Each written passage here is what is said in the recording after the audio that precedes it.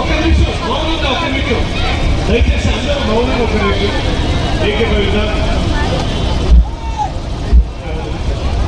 ఇక్కడ ఆగిన ముందుకు రావాలి.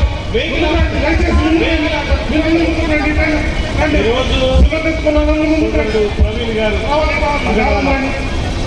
క్రైస్తవ లోకానికి ఒక జ్యోతిలాగా వెలిగిపోయారు. వారి మరణం మనందరం కూడా తీరని లోటే. ప్రియులారా, దైవజనులు మరణము లోకాన్ని వెలిగించింది. ఈరోజు క్రైస్తవ లోకాన్ని వెలిగించి దైవజనుల యొక్క మరణం మరి వారి కుటుంబానికి ప్రశాంతంగా సేవకురాలు వారి బిడ్డలు కూడా మంచి పరిచయం చేసే విధంగా గుంటూరంతా కూడా కదిలి వచ్చింది. ఈరోజు గుంటూరు కదిలింది, రేపు ఆంధ్ర రాష్ట్రం కదలాలా, తెలంగాణ రాష్ట్రం కదలాలా. క్రైస్తవులు భారతీయులే.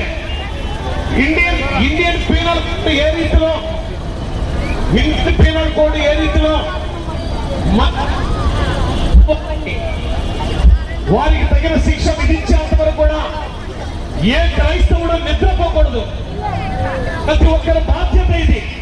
రాజ్యాంగం మనకు కల్పించే హక్కు సువార్త ప్రకటించడం, సువార్త చాటడం, సువార్త ప్రకారం వాక్యాన్ని నమ్మిన వాడు, మనసాక్షి నమ్మిన దేవుణ్ణి ఆరాధించి తగిన ఆధ్యాత్మిక క్షేత్రాలు నిర్మించుకునే హక్కు భారత రాజ్యాంగం కల్పించి ఉండగా చప్పుకొట్టాలు ఇది పద్ధతైన పనే కాదు.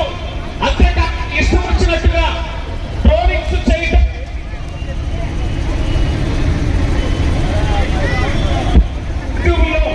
స్క్రోలింగ్స్ చేస్తున్నారు.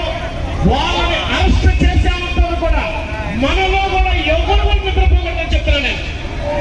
మనకు ఒకే నినాదం, చంపాం ఎవడైతే వాడిని తీసుకొచ్చి జైల్లో పడేసేంత వరకు మన పోరాటం ఆగిపోకూడదు. ఈరోజు ప్రవీణ్ గారు వస్తాడు, రేపు నువ్వు అవుతావు, నేనంతా. రాజ్యాంగం కల్పించిన హక్కుని భంగం కల్పించడానికి వాడెవడు? వాడు భారతీయుడు, మనం భారతీయులమే. చేతనైతే దమ్ముంటే సువార్త ప్రకటించుకునే రీతిలో వారు కూడా వారి దేవుని గురించి ప్రకటించుకోవచ్చు.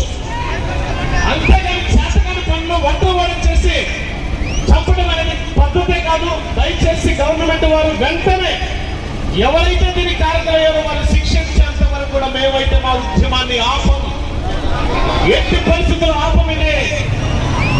కనుక ప్రశాంతంగా ఆ కుటుంబానికి ఆదరణగా ప్రార్థన చేసుకొని కార్యక్రమాన్ని ముందుకు తీసుకెళ్తాం. ఎందుకంటే మన మధ్య పెద్దలు ఉన్నారు.